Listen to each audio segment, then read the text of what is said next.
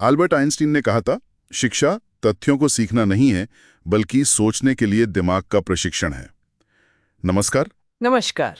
और सोचने के लिए दिमाग को प्रशिक्षित करने वाली जो जगहें हैं हमारे विश्वविद्यालय, वो आजकल अपनी इसी आज़ादी मतलब अपनी स्वायत्ता को लेकर एक मुश्किल दौर से गुजर रहे हैं।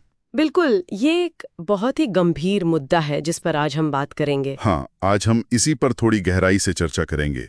हमारे पास कुछ लेख और शोध हैं, उन्हीं के आधार पर। बिल्कुल। और देखिए, जब हम स्वायत्ता या आज़ादी की बात करते हैं ना, हाँ। तो इसका मतलब सिर्फ अकादमिक स्वतंत्रता नहीं है। इसमें प्रशासनिक फैसले लेने की छूट, वित्तीय नियंत्रण, ये सब शामिल है। सही। और आज इसी पूरी संरचना पर एक दबाव सा महसूस हो रहा है, भारत से लेकर अमेरिका तक, हर जगह। तो हमारा लक्ष्य यही है कि इन स्रोतों से समझें कि ये दबाव क्यों बन रहा है, इसका असर क्या है। हाँ, और खासकर जो यूपीएससी की तैयारी कर रहे हैं अभ्यर्थी हैं, उनके लिए ये विषय बहुत महत्वपूर्ण हो सकता है। समसामयिक मामलों के तहत, मतलब मेंस और प्रीलिम्स दोनों के लिए। अच्छा, तो चलिए फिर शुरू करते हैं, मुद्दे की परतें खोलते हैं। अमेरिका का उदाहरण लें, हार्वर्ड जैसे बड़े संस्थान का। हाँ, बिल्कुल। वहाँ हाल में क्या हुआ कि लगभग 3.2 बिलियन डॉलर के अनुदान और अनुबंध रोकने की बात हुई। अच्छा। और साथ ही टैक्स छूट खत्म करने की धमकी भी दी गई। इसे तो हार्वर्ड के अध्यक्ष ने कहा कि ये एक अस्तित्व का संकट है। बाप रे, तो ये तो सीधा वित्तीय दबाव हुआ। हाँ, बिल्कुल। ऐसा लगता है कि वहाँ ये कोशिश हो रही है कि वित्तीय दबाव डालकर विश्वविद्यालयों की नीतियों को, जैसे दाखिले की नीति हो गई या फिर विरोध प्रदर्शनों से जुड़ी नीतियां, उनको एक खास राजनीतिक एजेंडे के हिसाब से बदला जाए। ये तो अमेरिका का तरीका हुआ। भारत में क्या स्थिति है? यहाँ भी ऐसा ही दबाव है? देखिए, भारत में भी दबाव है, पर शायद उसका स्वरूप थोड़ा अलग है। यहाँ ये चीज शायद पिछले 4 दशकों में धीरे धीरे बढ़ी है।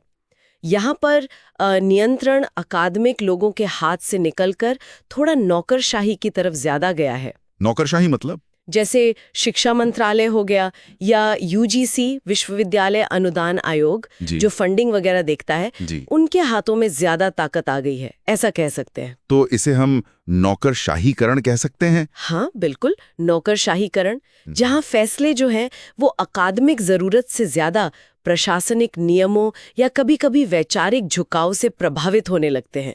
और इसका असर तो सीधा शिक्षण और शोध पर पड़ता है। जी। संस्थान खुलकर अपनी बात रखने में या कुछ नया करने में शायद हिचकने लगते हैं, वो निष्क्रिय से होने लगते हैं। यहाँ एक बुनियादी तनाव सा दिखता है ना। विश्वविद्यालयों का काम तो है नया ज्ञान लाना, नई सोच सामने रखना। बिल्कुल, जो समाज के लिए जरूरी हो। हाँ, लेकिन कई बार वही नई सोच, वही नया ज्ञान मौजूदा व्यवस्था को, पुराने विचारों को चुनौती देता है। सही कहा। और यहीं पर वो स्वायत्ता, वो आज़ादी बहुत ज़रूरी हो जाती है। अब सोचिए, गैलीलियो ने जब कहा कि पृथ्वी सूर्य के चारों ओर घूमती है, या भारत में पीसी महालनोबिस ने योजना आयोग के लिए जब नए सांख्यिकीय मॉडल बनाए, तो ये सब स्थापित मान्यताओं को चुनौती ही तो थी। सही बात है। तो इस तरह की रचनात्मकता या लंबी सोच ये तभी पनपती है जब सवाल पूछने की, असहमत होने की आज़ादी हो। असल में तो असहमति समाज को आगे बढ़ाने में मदद करती है। लेकिन ऐसा लगता है कि आज के दौर में, खासकर जहां सत्तावादी सोच थोड़ी मजबूत हो रही है, वहां इस असहमति को शायद एक खतरे की तरह देखा जा रहा है। बिल्कुल, और सत्ता चाहती है कि सब एक ही लाइन पर चलें। तो ये जो नौकरशाहीकरण की बात आपने कही, ये विश्वविद्यालयों को नियंत्रित करने में कैसे काम करता है? मतलब प्रक्रिया क्या होती है? होता ये है कि कई बार जो विश्वविद्यालयों के प्रमुख होते हैं, जैसे कुलपति, उनकी नियुक्तियां एकेडमिक काबिलियत के साथ साथ या शायद उससे भी ज्यादा वैचारिक वफादारी के आधार पर होने लगती हैं। अच्छा। और जब ऐसा होता है तो फिर संस्थान के अंदर जो खुली बहस का माहौल होता है, अलग अलग विचारों की जो जगह होती है, वो सिकुड़ने लगती है। क्योंकि नौकरशाही व्यवस्था में अक्सर क्या होता है कि असहमति को अनुशासनहीनता या अवज्ञा मान लिया जाता है, उसे बौद्धिक विकास का जरूरी हिस्सा नहीं समझा जाता। और शायद इसमें समाज में जो एक पूरा माहौल बदल रहा है, लोकतांत्रिक मूल्यों का पतन कह सकते हैं, उसकी भी भूमिका है। आजकल हर चीज पर तुरंत राय बनाने का दबाव रहता है, सोशल मीडिया का असर। बिल्कुल, सोशल मीडिया जटिल मुद्दों को भी एकदम काला सफेद बना देता है। हाँ। विश्वविद्यालय तो हमेशा से ऐसी जगह रहे हैं जहां सत्ता पर सवाल उठाने वाले मतलब प्रतिष्ठान विरोधी विचारों पर भी खुलकर बात हो सकती थी।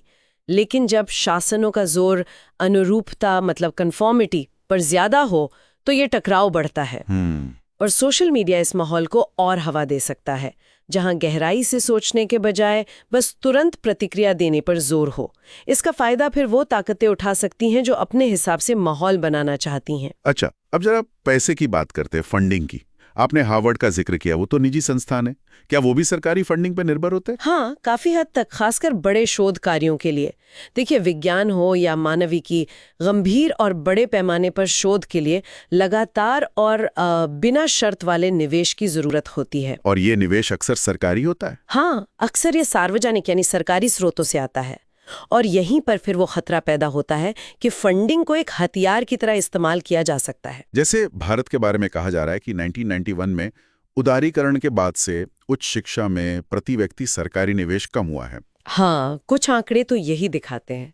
और जब निवेश कम होता है तो संस्थान अपने आप कमजोर होते हैं और फिर उन पर नियुक्तियों के जरिए या दूसरे तरीकों से राजनीतिक नियंत्रण बढ़ाना शायद आसान हो जाता है। और अमेरिका में? अमेरिका में भी कुछ ऐसा ही पैटर्न दिखता है।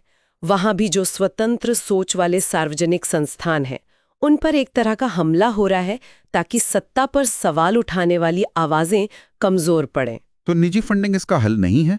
निजी फंडिंग की अपनी सीमाएं हैं। वो अक्सर मुनाफे से चलती है, तो वो शायद उन शोधों को ज्यादा प्राथमिकता देगी जो तुरंत बाजार में बिक सकें। अच्छा। बजाय उन शोधों के जिनका फायदा समाज को लंबे समय में मिलता है।